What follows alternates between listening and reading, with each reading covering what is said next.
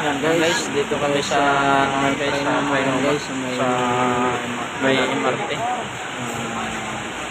waiting ko tayo para orient. Nilipat muna kami dito ng Hinihintay lang po kami yung forma namin. ulan, walang magagawa Station sa namin para sa Lunes. BF. Umpisa na kami dito kasi doon sa UP, sa dati namin tinatrabahoan, hindi kami makagawa doon guys kasi walang materyales, tapos sugi pa ang ulan, tuloy-tuloy, walang magagawa dito. Ganda dito sa loob. Ito mga kasama ko pala.